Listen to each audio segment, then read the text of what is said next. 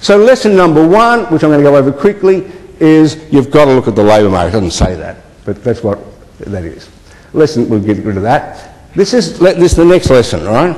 This is now tying the welfare and the labour market together, and I've just done it for men. So the bottom line, I've taken full-time employment of men divided by the population of men, 15 to 64. And so you can see, remember how I showed you that income support rising? You can see the parallel with full-time employment for men falling. They just map into each other. So if you had a world which said, oh, men lost employment because of technological change, when they lost employment they went onto welfare, because they went onto welfare a whole bunch of women went onto welfare, you know, their wives on the one hand, or the lone mothers wouldn't marry these guys without jobs, then you get the story, right? Then you see, which I think is very important for us, is that employment loss, this full-time employment loss, is very big. You see, you go from about 88 to, say, 68. Big loss of jobs. So if you want to get back to the previous world, and jobs matter, it's going to take you a long time to get back to the previous world again. And you can see that in part by the fact that Australia's been going through a very strong boom in the last 15 years. The net effect of that boom for men full-time is they've stopped losing their jobs. Can you see that? It's horizontal. It's not as though it's bounced back. Right? So you could not move, if that was given to you, you can't move all the welfare men back into jobs. If that was given to you. Right? Because to move them back into the jobs, you've got to get the jobs up. And we've had a lot of trouble with that. And then the last lesson, which I think is really neat, which hardly anybody talks about, is you see I've added on to the full-time jobs the fraction of the men on income support full-time. So if you go to the top line, the B, that's everybody, all the men that have got a job or they're on income support. Okay? So the gap between B and A is income support. Notice that the income support gap has been narrowing, see that? Since about 1991, the income support gap's narrowing. But you see why it's narrowing? It's not narrowing because the jobs are coming up. It's been narrowing because the income support group's been moving out. Right? Not into full-time jobs, moving out somewhere. And I think that's a really important lesson to learn, because a lot of people think of income support and the labour market like, oh, I'm in income support, I'm going into a full-time job. That's not been the male experience. And if I showed you the women's picture, it would be exactly the same. They're moving out of income support and not into full-time jobs. So where are they going? Well, a few of them are going into students. Right? A few of them have retired because they've got a bit more, you know, because more men have got more money and made a little bit of space for these guys. Some of them are living off their wives, and some of them have gone part-time. So I think one of the big stories at home is that you shouldn't think of income support as I'm on income support or I'm in full-time work, because that's not been the big force for change in Australia.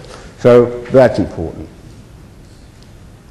Now, the other thing I want to say is that unemployment, I think, has been a driving force for all this.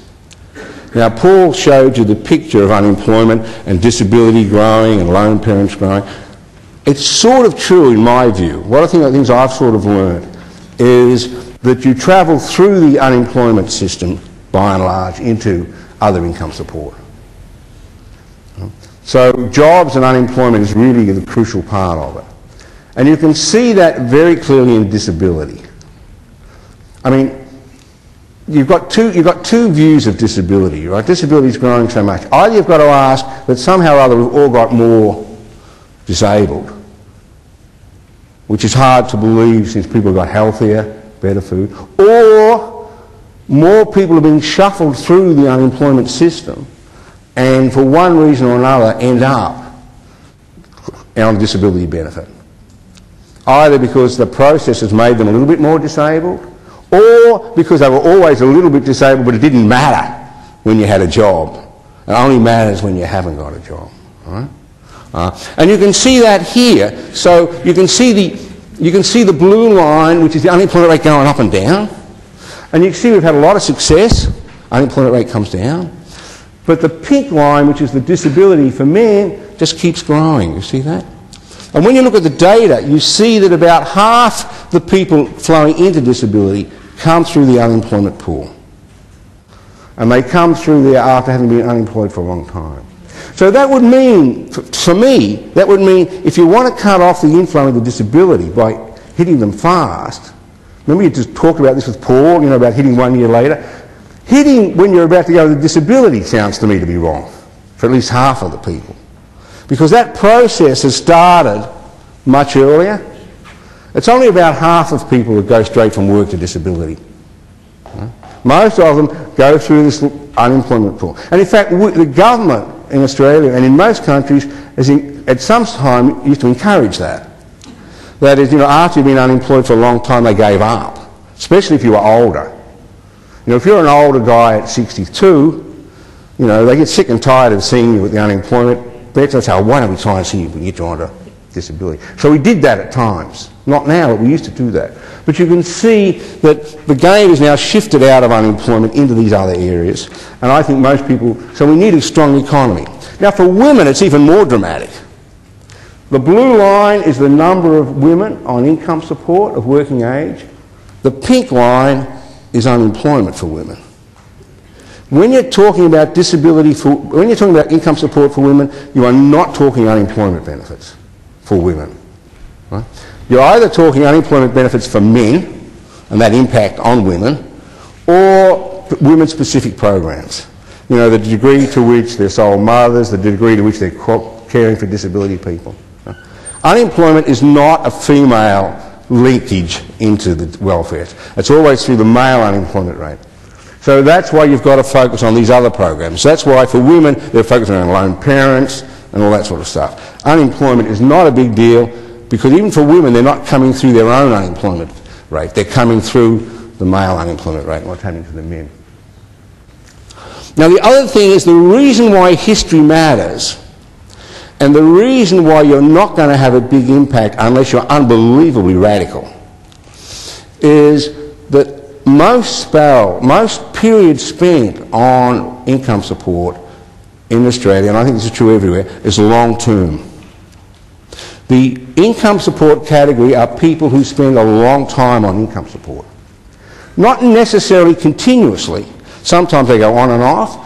But if at the end of the day, when they're 65, and you say, we're going to now count up all the times you've been on income support, the major finding is that people are on for a long time. Right? What that means is that if you wanted to change the numbers quickly, you're going to be working on people who've been on for a long time, and that's hard work. It also goes to justice. Right? It means that this process of being on income support is not evenly spread by everybody. Shared by everybody. It's very much concentrated. And I'll just show you two pictures, or two lines.